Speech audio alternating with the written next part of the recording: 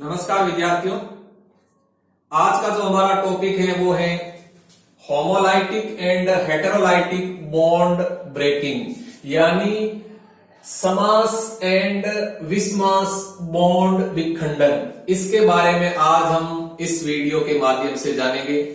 तो देखिए, यदि हम किसी केमिकल रिएक्शन की मैकेनिज्म यानी क्रियाविधि की बात करें तो हम देखते हैं कि किसी केमिकल रिएक्शन में सामान्यतः पहले कुछ बॉन्ड टूटते हैं और फिर कुछ नए बॉन्ड बनते हैं, जिसके परिणाम स्वरूप रिएक्टेंट है वो प्रोडक्ट में बदलते हैं। तो यहां देखो, बॉन्ड का टूटना और बॉन्ड का बनना दोनों प्रोसेस एक दूसरे के अपोजिट होते हैं, एक दूसरे के विपरीत होते हैं। कैसे देखो,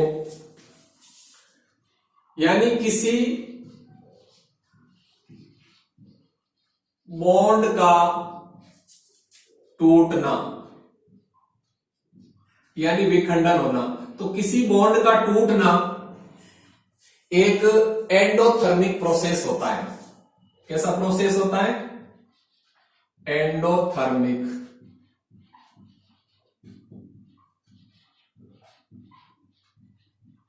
प्रोसेस, यानी जिसको हिंदी में कहते हैं उष्मा शोषी प्रक्रम। यानी जब कोई बॉन्ड ब्रेक होता है, कोई बॉन्ड टूटता है, तो उस समय क्या होते हैं कि जो ऊर्जा है, जो ऊष्मा है, वो क्या होती है? अवशोषित होती है।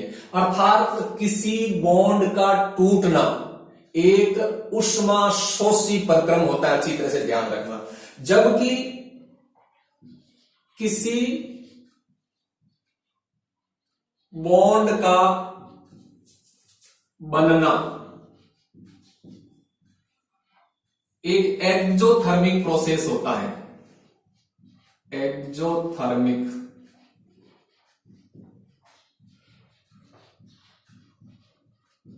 प्रोसेस होता है, जिसको हम हिंदी में कहते हैं ऊष्माक्षेपी प्रक्रम। अर्थात जब किसी बॉन्ड का निर्माण होता है, जब कोई बॉन्ड बनता है, तो उस समय ऊर्जा यानी ऊष्मा है वो मुक्त होती है, उत्सर्जित होती है। तो देखो, किसी बॉन्ड का टूटना एक एंडोथर्मिक प्रोसेस होता है, जबकि किसी बॉन्ड का बनना एक एक्सोथर्मिक प्रोसेस होता है। तो अब देखो, जो ऑर्गेनिक रिएक्शंस होती हैं, जो कार्बनिक अभिक्रियाएं होती हैं, इन कार्बनिक अभिक्रियाओं में कोवेलेंट बॉन्ड का जो विखंडन है वह मुख्यतः दो प्रकार से होता है। तो किसी ऑर्गेनिक रिएक्शन में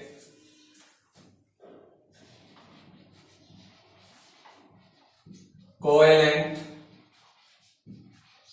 बॉन्ड का, किसी ऑर्गेनिक रिएक्शन में कोवेलेंट बॉन्ड का विखंडन मुख्यतः दो प्रकार से होता है।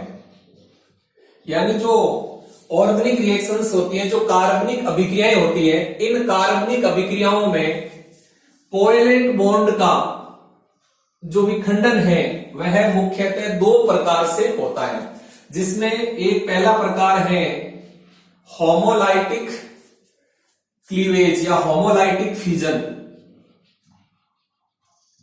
होमोलाइटिक फ्यूजन, या जिसको हम होमोलाइटिक क्लीवेज भी कहते हैं। होमोलाइटिक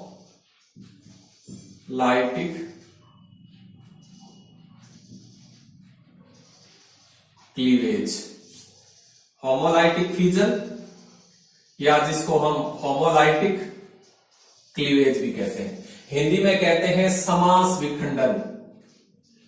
क्या कहते हैं? समास विखंडन या समास विदलन। समास विदलन, ठीक।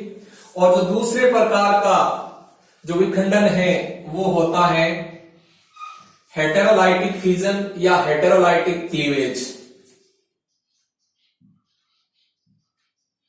हेटेरोलाइटिक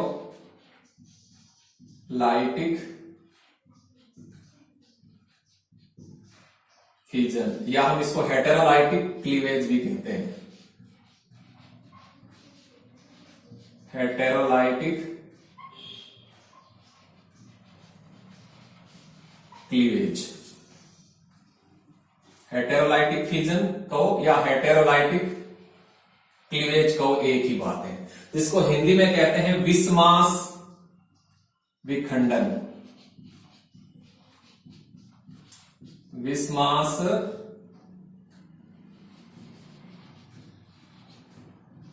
विखंडन या हम इसको विस्मास विदलन भी कहते हैं। विस्मास विदलन। अब देखो हम समास विखंडन और विस्मास विखंडन क्या होता है इसके बारे में डिटेल से जानते हैं। तो सबसे पहले हम लेते हैं होमोलाइटिक फ्यूजन। तो देखो होमोलाइटिक फ्यूजन क्या होता है।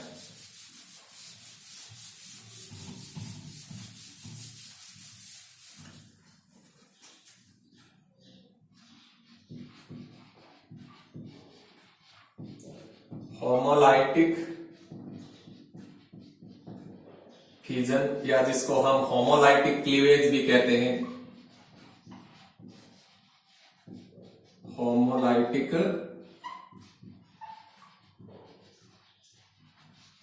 क्लीवेज।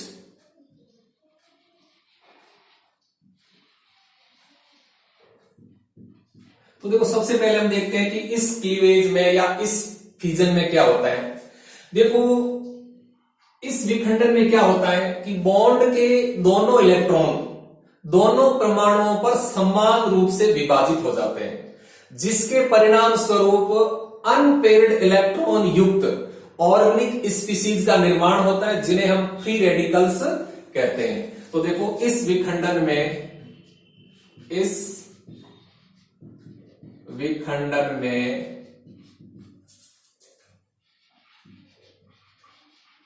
कोवेलेंट बॉन्ड के दोनों इलेक्ट्रॉन, इस विखंडन में कोवेलेंट बॉन्ड के दोनों इलेक्ट्रॉन दोनों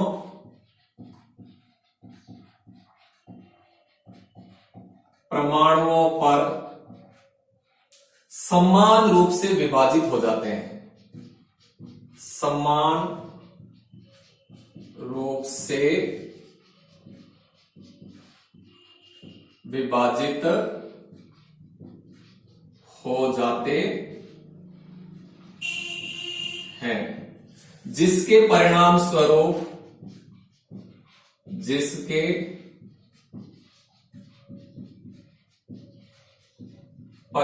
स्वरूप अनपेयर्ड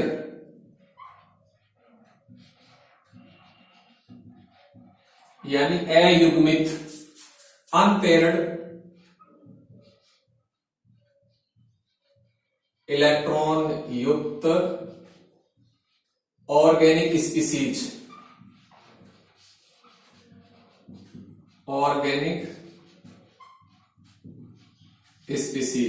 यानी कार्बनिक स्पीसीज यानी अनपेयर्ड इलेक्ट्रॉन युक्त ऑर्गेनिक स्पीसीज का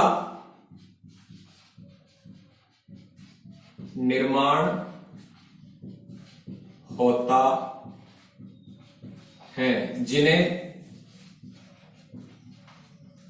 यानी यहां जो अनपेयर्ड इलेक्ट्रॉन युक्त यानी अयुग्मित इलेक्ट्रॉन युक्त जो ऑर्गेनिक स्पीसीज बनती है उन्हें हम क्या कहते हैं, जिन्हें फ्री रेडिकल्स कहा जाता है।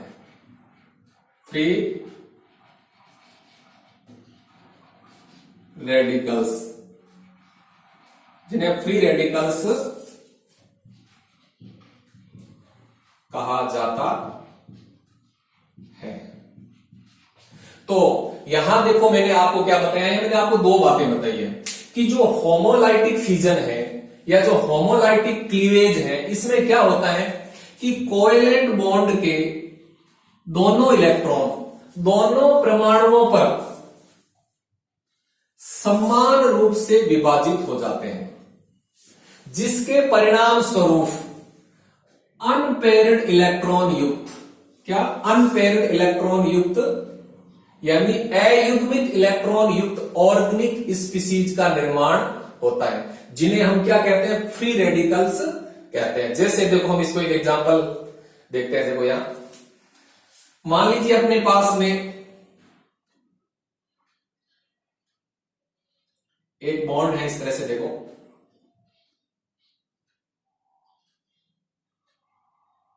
ठीक। यहां देखो इस कार्बन के बीच में ये एक सह संयोजी बंध है और इस बंध में दो इलेक्ट्रॉन है, ठीक। इसमें से एक इलेक्ट्रॉन इस कार्बन का, एक इलेक्ट्रॉन इस कार्बन का है, क्योंकि इस कार्बन और इस कार्बन के बीच में जो बॉन्ड बना है, इस बॉन्ड का निर्माण इलेक्ट्रॉनों की साझेदारी से हुआ है, ठीक। उसमें एक इलेक्ट्रॉन इस कार्बन का है और एक इलेक्ट्रॉन इस कार्बन का है, तो दोनों कार्बन के बीच में एक बॉन्ड है और इस बॉन्ड में दो इलेक्ट्रॉन है। अब देखो इन दोनों की इलेक्ट्रोनेगेटिविटी बराबर है। तब क्या होता है कि अगर इस बॉन्ड का होमोलाइटिक फिजन हो रहा है तो उस कंडीशन में क्या होगा कि इस बॉन्ड के दोनों इलेक्ट्रॉन दोनों परमाणुओं पर समान रूप से विभाजित हो जाते हैं, यानी इस बॉन्ड का एक इलेक्ट्रॉन इस परमाणु पर आ जाएगा, दूसरा इलेक्ट्रॉन इस परमाणु पर चला जाएगा, तो उसको हम बोलते हैं होमोलाइटिक फिजन यानी समास विखंडन।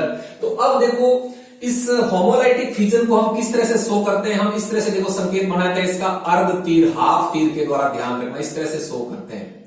इस तीर का विशेष रूप ध्यान रखना, अर्ध तीर यानी हाफ तीर के द्वारा शो करते हैं, यानी इसका अर्थ है कि इस बॉन्ड के जो दो इलेक्ट्रॉन है उसमें से एक इलेक्ट्रॉन इस कार्बन पे आ रहा है और दूसरा इलेक्ट्रॉन इस कार्बन पे जा रहा है, यानी इस बॉन्ड का क्या हो रहा है, होमोलाइटिक फिजन हो रहा है। तब देखो क्या बनता है, इस तरह से अनपेयर्ड इलेक्ट्रॉन युक्त ऑर्गेनिक स्पीसीज का निर्माण हो जाता है। इस तरह से देखो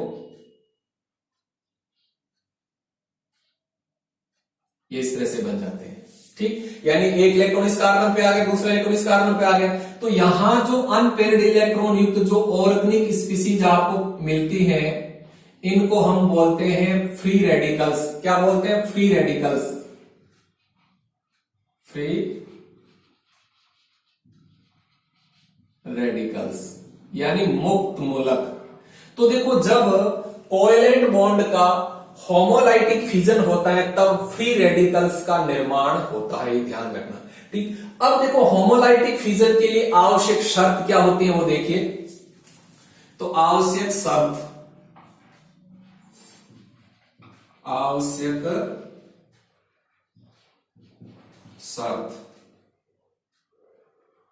यानी कोवेलेंट बॉन्ड का होमोलाइटिक फिजन हो, होमोलाइटिक क्लीवेज हो, इसके लिए आवश्यक कंडीशन क्या है। तो देखो इसके लिए पहली कंडीशन ये होनी चाहिए कि दोनों परमाणुओं की, ये जो दो परमाणु हैं जिनके बीच में कोवेलेंट बॉन्ड उपस्थित है, उन दोनों परमाणुओं की इलेक्ट्रोनेगेटिविटी बराबर या लगभग बराबर होनी चाहिए। तो पहली कंडीशन होनी चाहिए दोनों परमाणुओं की विद्युत ऋणता यानी इलेक्ट्रोनेगेटिविटी, दोनों परमाणुओं की विद्युत ऋणता यानी इलेक्ट्रोनेगेटिविटी बराबर अथवा लगभग बराबर होनी चाहिए, लगभग बराबर होनी चाहिए, ये पहली शर्त है। यानी जिन दो परमाणुओं के बीच में कोवेलेंट बॉन्ड उपस्थित है तो उन दोनों परमाणुओं की जो इलेक्ट्रोनेगेटिविटी है, जो विद्युत ऋणता है, वो बराबर अथवा लगभग बराबर होनी चाहिए, ठीक। अब देखो दूसरी शर्त क्या है, दूसरी शर्त है हेल्पर की उपस्थिति, हेल्पर की उपस्थिति। अब देखो यहां हेल्पर क्या है, हेल्पर एक देखो याद करने की टर्म है, एक याद करने का तरीका है, एक याद करने की ट्रिक है। तो यहां देखो हेल्पर, हेल्पर का क्या आता है ध्यान से समझना। यहां हेल्पर में देखो जो H है, ये जो H है, इस H का अर्थ होता है हीट, यानी हीट की प्रेजेंस में या हीट की उपस्थिति में होमोलाइटिक फिजन हो सकता है कोवेलेंट बॉन्ड का। दूसरा जो E है, इस E का अर्थ होता है इलेक्ट्रिसिटी, इलेक्ट्रिसिटी यानी इलेक्ट्रिसिटी यानी विद्युत की उपस्थिति में भी कोवेलेंट बॉन्ड का समास विदलन हो सकता है, यानी होमोलाइटिक फिजन हो सकता है। तीसरा देखो L, तो L का अर्थ होता है लाइट। क्या अर्थ होता है? Light, light. अब लाइट कौन सी, यहां जनरली यूवी लाइट काम में आती है। कौन सी लाइट काम आती है? यूवी। तो यूवी लाइट की उपस्थिति में कोवेलेंट बॉन्ड का होमोलाइटिक फिजन हो सकता है। और पी का अर्थ होता है परऑक्साइड, परऑक्साइड। तो किसी परऑक्साइड की उपस्थिति में भी होमोलाइटिक फिजन हो सकता है। और आर का अर्थ होता है रेडिकल्स, रेडिकल।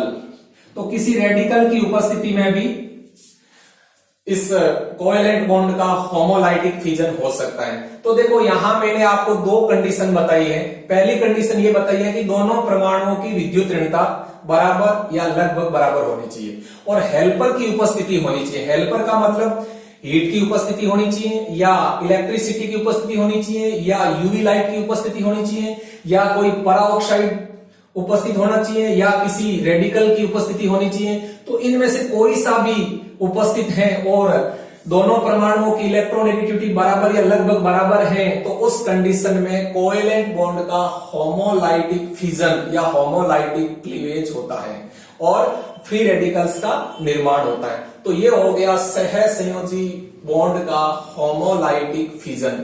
ठीक, अब हम नेक्स्ट लेते हैं हेटेरोलाइटिक फिजन। क्या होता है देखो,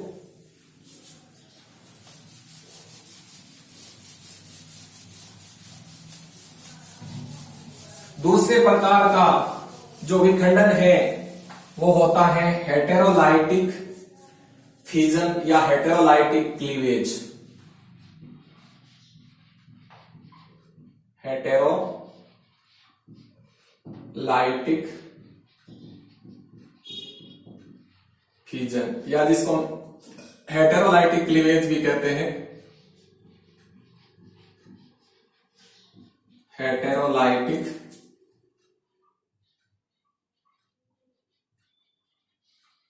क्लीवेज।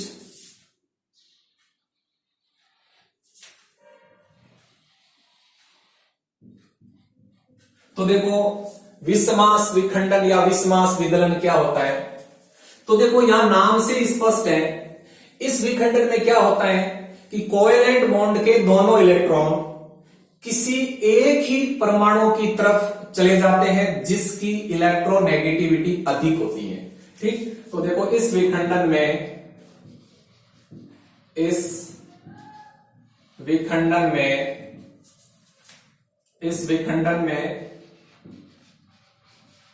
कोवेलेंट बॉन्ड यानी सहसंयोजी बंध के दोनों इलेक्ट्रॉन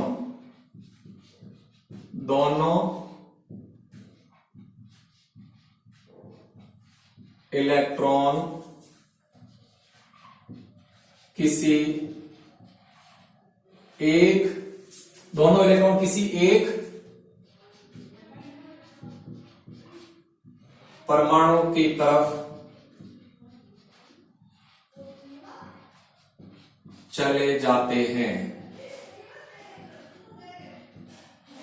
यानी इस विखंडन में क्या होता है, कोवेलेंट बॉन्ड के दोनों इलेक्ट्रॉन किसी एक परमाणु की तरफ चले जाते हैं जिसकी इलेक्ट्रोनेगेटिविटी अधिक होती है, जिसकी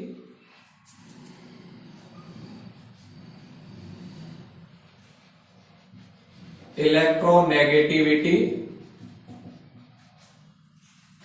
अधिक होती है,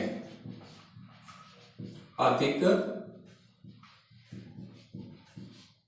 होती है। और इस विखंडन के परिणाम स्वरूप, इस विखंडन के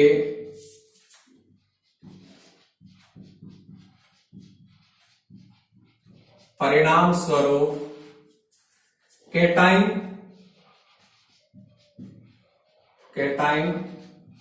एवं एनाइन का निर्माण होता है। तो देखो यहां मैंने आपको क्या बताया है कि जो हेटेरोलाइटिक फिजन है इसमें क्या होता है कि कोवेलेंट बॉन्ड के दोनों इलेक्ट्रॉन किसी एक परमाणु की तरफ चले जाते हैं और उस परमाणु की तरफ चले जाते हैं जिसकी इलेक्ट्रोनेगेटिविटी अधिक होती है। और जब ऐसा होता है तो एक परमाणु के ऊपर धन आवेश आ जाता है, दूसरे परमाणु के ऊपर ऋण आवेश आ जाता है, अर्थात इस विखंडन के परिणाम स्वरूप धनाइन यानी केटाइन एवं ऋणाइन यानी एनाइन का निर्माण होता है। अब देखो कैसे।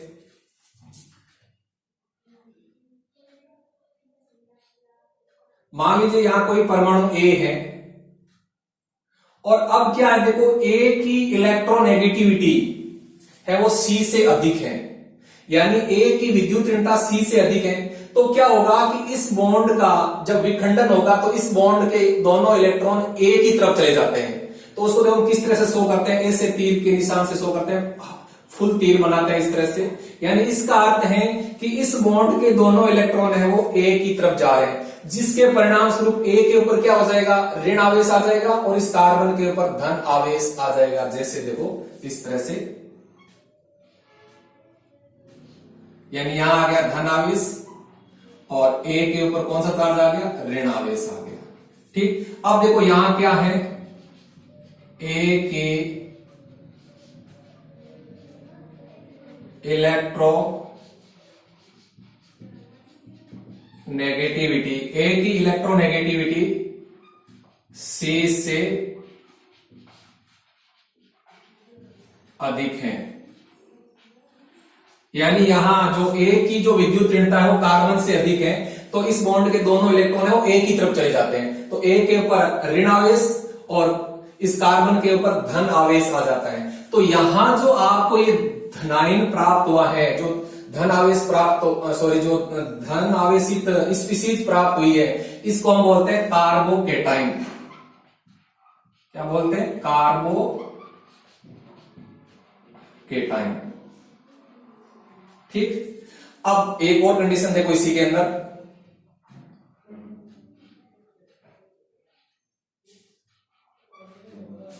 अब मान लीजिए इस B की विद्युत ऋणता है वो C से कम है, यानी C की इलेक्ट्रोनेगेटिविटी B से अधिक है। तो उस कंडीशन में क्या होगा, इस बॉन्ड के दोनों इलेक्ट्रॉन है वो C की तरफ आ जाते हैं। तो C के ऊपर ऋण आवेश और B के ऊपर धन आवेश आ जाता है। तो इस तरह से स्पीशीज प्राप्त हो जाती है। देखो तो यहां आ गया नेगेटिव और यहां दो इलेक्ट्रॉन हो गए, यानी इस बॉन्ड के दोनों इलेक्ट्रॉन सी पे आ गए। तो सी के ऊपर ऋण आवेश आ गया और बी के ऊपर आ गया धन आवेश। लेकिन यहां देखो कौन सी शर्त है, यहां बी की इलेक्ट्रोनेगेटिविटी, बी की इलेक्ट्रो नेगेटिविटी सी से कम है, यानी जो B है, B की विद्युत ऋणता C से कम है। तो इस बॉन्ड के दोनों इलेक्ट्रॉन है वो C की तरफ चले जाते हैं। तो जब इस बॉन्ड के दोनों इलेक्ट्रॉन C पे आ जाते हैं तो C पर ऋण आवेश आ जाता है और B पर धन आवेश आ जाते हैं। तो यहां जो आपको ऋण आवेशित स्पीशीज प्राप्त हो रही है इसको हम बोलते हैं कार्ब एनाइन। क्या बोलते हैं, कार्ब एनाइन। तो देखो जब कोवेलेंट बॉन्ड का यानी हेटेरोलाइटिक फिजन होता है या हेटेरोलाइटिक क्लीवेज होता है कार्बनिक अभिक्रियाओं में, तब क्या होता है कि कार्बोकेटाइन और कार्ब एनाइन ऑर्गेनिक स्पीसीज का निर्माण होता है। अब देखो कार्बोकेटाइन और कार्ब एनाइन क्या होते हैं, ये कितने प्रकार के होते हैं, इनकी स्टेबिलिटी किस प्रकार से होती है, इनके बारे में हम नेक्स्ट सेपरेट वीडियो के माध्यम से जानेंगे, यानी इन दोनों के बारे में अलग अलग वीडियो में हम पढ़ेंगे। तो ये हो गया हेटेरोलाइटिक फिजन, यानी जब हेटेरोलाइटिक फिजन होता है कोवेलेंट बॉन्ड का, तब क्या होता है कि बॉन्ड के दोनों इलेक्ट्रॉन किसी एक ही परमाणु की तरफ चले जाते हैं, उस परमाणु की तरफ चले जाते हैं जिसकी इलेक्ट्रोनेगेटिविटी अधिक होती है, जिसके परिणाम स्वरूप धनाइन और ऋणाइन का निर्माण होता है। जैसे देखो मैंने आपको बता रखा है, यानी जब ऑर्गेनिक रिएक्शंस के अंदर यानी कार्बनिक अभिक्रियाओं के अंदर कोवेलेंट बॉन्ड का हेटेरोलाइटिक फिजन होता है, तब कार्बोकेटाइन अथवा कार्ब एनाइन का निर्माण होता है। अब देखो इस हेटेरोलाइटिक फिजन के लिए आवश्यक शर्त क्या है, यानी आवश्यक कंडीशन क्या है इसकी, तो देखो आवश्यक शर्त, तो देखो इसकी पहली शर्त यह है कि दोनों परमाणुओं की इलेक्ट्रोनेगेटिविटी में अधिक अंतर होना चाहिए।